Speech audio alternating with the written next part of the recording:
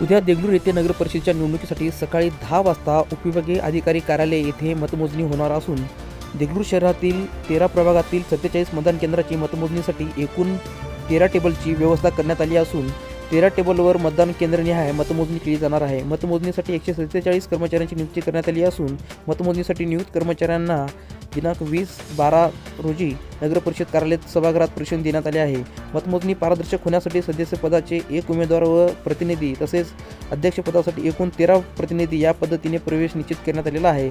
सदर मतमोजणीची प्रक्रिया अनुप पाटील निवडणूक निर्णय अधिकारी, नीलम कांबळे सहाय्यक निवडणूक निर्णय अधिकारी, भरत सूर्यवंशी अतिरिक्त निवडणूक अधिकारी यांच्या देखरेखीखाली व मार्गदर्शनाखाली पार पडली जाणार आहे। तसेच यावेळी कडक पोलीस बंद देखील करण्यात आलेला आहे। तरी पाहूया हा सविस्तर रिपोर्ट।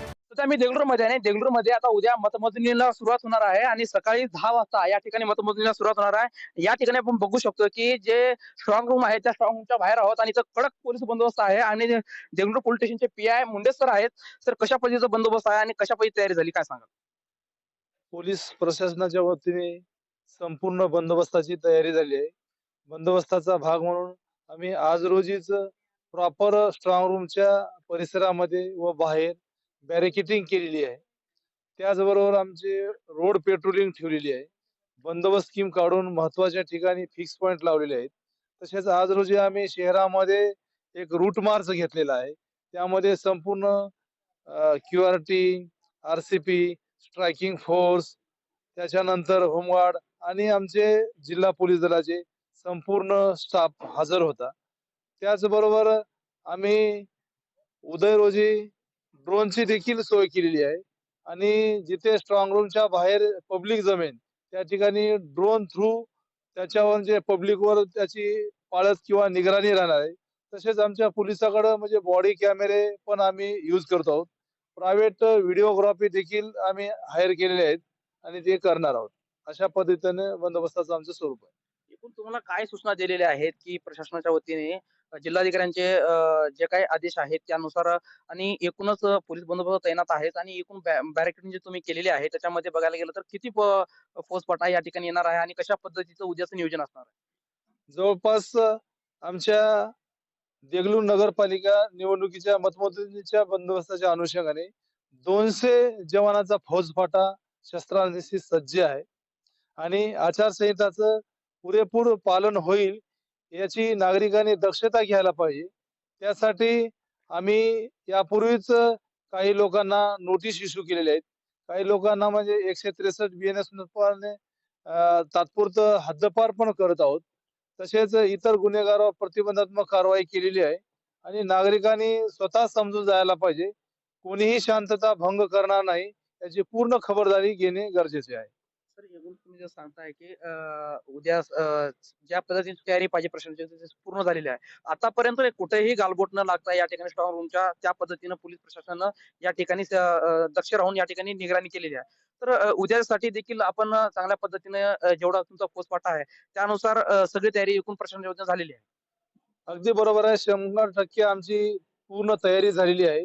2 डिसेंबर पासून आमचा स्ट्रॉंग रूमचा बंदोबस्त एकदम हाय अलर्ट आहे. इथे SRPFचं एक सेक्शन पण आहे. त्याचबरोबर जिल्हा आपल्या लोकल पोलीस स्टेशनचा पण एक सशस्त्र गार्ड आहे आणि आम्ही स्ट्रॉंग रूम एकदम सुरक्षित ठेवली आहे. त्यामुळे इथे कोणताही धोका वगैरे नाही आणि उदय रोजी देखील शांततेत मतमोजणी होईल. स्ट्रॉंग रूम बाहेर आहे आणि या ठिकाणी बघू शकतो आपण कशा पद्धतीनं या ठिकाणी जाळ लावून या ठिकाणी अनेक पक्षाचे उमेदवार या ठिकाणी आहेत. त्यामध्ये बघायला गेलं तर 3 तारखेपासून सलग या ठिकाणी या स्ट्रॉंग रूमच्या बाहेर पहारा देण्यासाठी आज ज्या दिवसापासून निवडणुका झालेल्या आहेत त्या दिवसापासून या ठिकाणी बसण्यात आलेलं आहे. मात्र उद्याची जी तयारी आहे देगलूर शहरातील एकूण 13 प्रभागासाठी 147 मतदान केंद्रावरती उद्या मतमोजणी होणार आहे आणि सकाळी 10 वाजता या ठिकाणी मतमोजणी होणार आहे. अनेक पक्षाचं भवितव्य या ईव्हीएम मशीन मध्ये आहे आणि ते उद्याच्या पेट्या उघडणार आहेत आणि त्याच्यामध्ये कोणाची वर्णी या देगलूर नगर परिषदेवरती वर्णी लागणार आहे आणि कोणत्या पक्षाचा विजय आणि या ठिकाणी राहणार आहे उद्याच्या दिवसामध्ये बघावं लागणार आहे.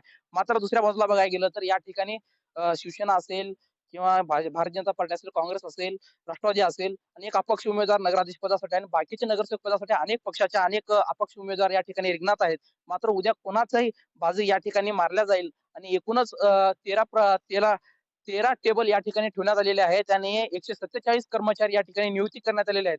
मात्र प्रशासनाच्या वतीने जय्यत तयारी करण्यात आली आहे आणि पोलीस प्रशासनाने देखील या ठिकाणी कडक बंदोबस्त या ठिकाणी ठेवण्यात आलेला आहे आणि त्याच पद्धतीनं या ठिकाणी स्ट्रॉंग रूमच्या बाहेर आतापर्यंत कसलाही अनुचित प्रकार घडलेला नाही, असं इथल्या जे काही पक्षाचे प्रतिनिधी या ठिकाणी बसून आहेत त्यांनी देखील सांगितलेलं आहे.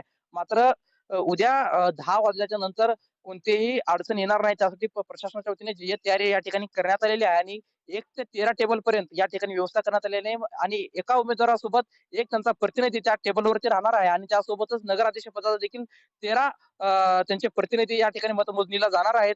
त्यामुळं प्रशासनाच्या वतीने जय्यत तयारी करण्यात आलेली आहे. मात्र उद्याचा जे काही गुलाल आहे कोणाच्या वरती उधळला जाणार आहे उद्याच्या तारखेमध्ये बघावं लागणार आहे. मीडिया 24 देगलूर.